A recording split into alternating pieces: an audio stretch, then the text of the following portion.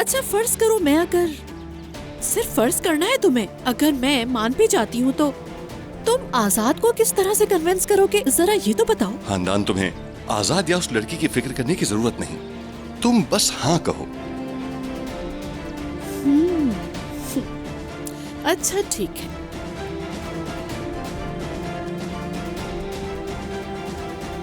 चलो।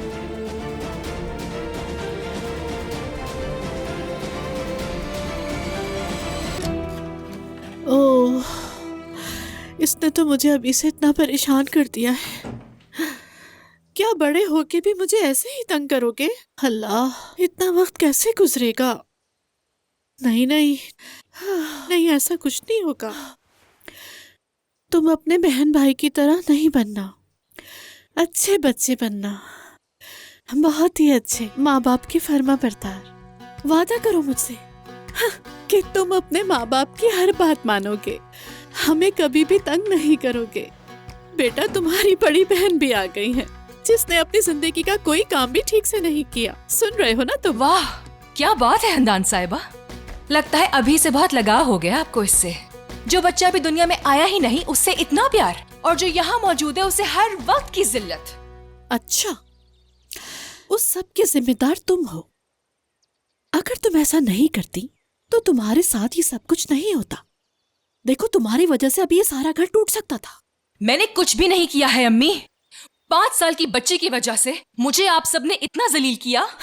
गुल वैसे भी ड्रामेबाज है, वो हर छोटी बात को बड़ा बना देती है। हाँ है, हाँ, लेकिन वो छोटी बच्ची है, नादान है यारिन। मगर तुम बड़ी हो, समझदार हो, उसके बावजूद ऐसी हरकतें करती हो। अम्मी देखे तो जरा आप कैसी बातें करी हैं। हाँ, मैं यहाँ पर आई थी आपके सुकून की वजह बनने, और आप उल्टा मुझे ही सुनाए जा रही हैं।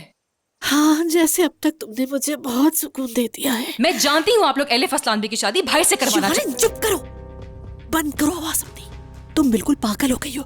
कहाँ से सुनी ये बात तुमने? मैं सब जानती हूँ क्या चल रहा है हंदान साहिबा, लेकिन फिक्र ना करें, मैं इसमें करूंगी आपकी हेल्प। तुम मेरी हेल्प करोगी? तुम क्यों करना चाहती हो मेरी हेल्प? समझ नहीं आ रहा। पहले तुमने अपने भाई को रेहान के पीछे भेजा। बात सुनो, आखिर तुम्हारे दिमाग में चल क्या रहा है? अम्मी, मैं दादा की कितनी फेवरेट थी आप जानती हो, लेकिन अब उनकी नजर में मेरी कोई वैल्यू नहीं है। हत्ता कि मुझ पे हाथ भी उठाया।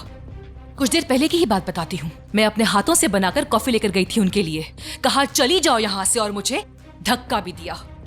मेरे ख्याल से अगर मैं फैमिली के लिए कुछ अच्छा करूं, शायद मैं फिर से दादा जान का प्यार हासिल कर सकूं।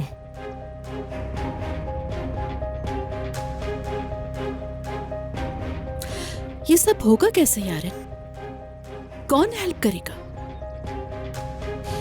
हमें अंदर से हेल्प मिलेगी, यानी असलान बे की हवेली से। अंदर से हेल्प? जी हाँ। यारिन, कौन हेल्प करेगा? बताओ मुझे, कौन हेल्प करेगा तुम्हारी?